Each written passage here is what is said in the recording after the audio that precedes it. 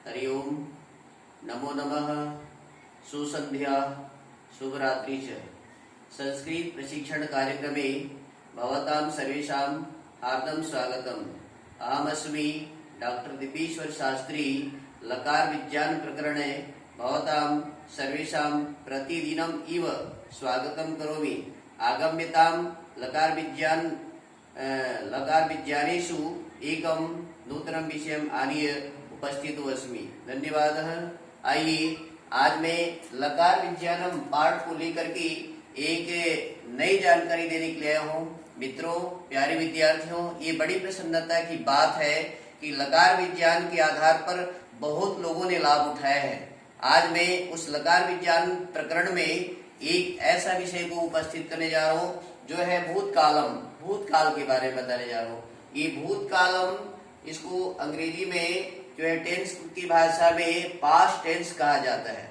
अंग्रेजी भाषा में पास्ट टेंस कहते हैं भूतकाल को।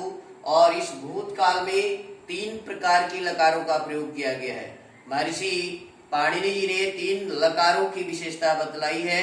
पहला है, सबसे पहले जो था वो परोक्ष लीट से लीट लकार था।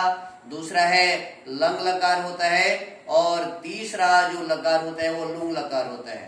तो विद्यार्थियों, हमारे शिक्षक साथियों से भी यह निवेदन कर चुका हूं कि जो 5 लकार के अंतर्गत में केवल मात्र लंग लकार का प्रयोग भूतकाल में देखा जाता है। अर्थात सामान्य भूतकाल में भी और बीता हुआ परसों नरसों में भी, कल परसों नरसों में भी, 1 वर्ष 2 वर्ष में भी, सब जगह 5 लकारों के अंतर्गत में लंग लकार का प्रयोग किया जाता है। किंतु इसके आधार पर ये शुद्ध संस्कृत में बड़े बड़े आप महाकाव्यों को पढ़ेंगे, बड़े बड़े साहित्यों को पढ़ेंगे, रामायण महाभारत को पढ़ेंगे, तो ये लीट लकार का भी प्रयोग होता है और लुंग लकार का भी प्रयोग देखा जाता है। जैसे कि मैं एक उदाहरण देने जा रहा हूँ कि राम ने वेद पढ़ा। ये राम वेद पढ़ा, इसको जो है ये लीट लकार का इसमें प्रयोग होता है।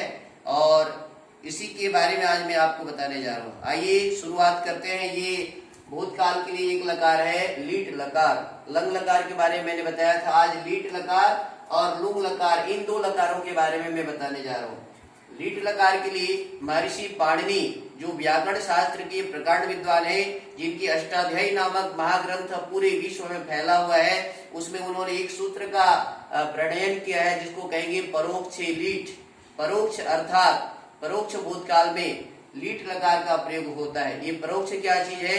बोले जो अति प्राचीन, जिसको हमने नहीं देखा, न हमारे बाप दादाओं ने नहीं देखा, बहुत ही प्राचीन, कई हजारों अरबों खरबों वर्ष के जो प्राचीन काल के भूत अर्थों में लीट लकार का प्रयोग होता है, वो भूतकाल है। मैं आपको बताऊंगा उदाहरण में। जैसे राम ने वेद पढ़ा था, राम ने रावण को मारा था, कृष्ण ने कंस को मारा था, न मैंने देखा है, न मेरे बाप दादाजियों ने देखा है। ये कई हजार वर्ष पूर्व है, इसलिए इसमें लीट लकार का प्रयोग होता है। उसके लिए मैंने पढ़ धातु का एक लकार का चयन किया है, जिसका यहाँ पर मैं आपको वर्णन करने जा रहा हूँ। ये आप देख रहे हैं, ये तीनों वचन में है, एक वचन, द्विवचन और बहुवचन।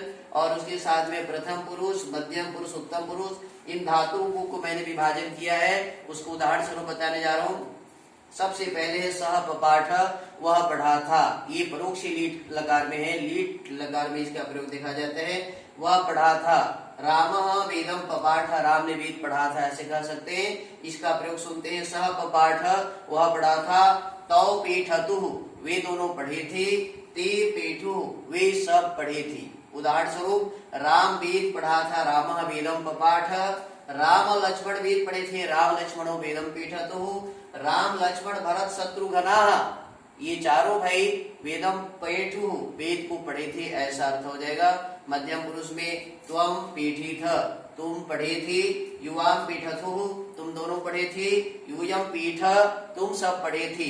इस प्रकार से ये लीट लकार का प्रयोग होता है। लीट लकार में आपको एक नई जानकारी देने जा रहा हूँ। लीट लकार का केवल प्रथम पुरुष का ज्यादातर प्रयोग देखा जाता है। मध्यम पुरुष और उत्तम पुरुष का प्रयोग बहुत कम देखा जाता है।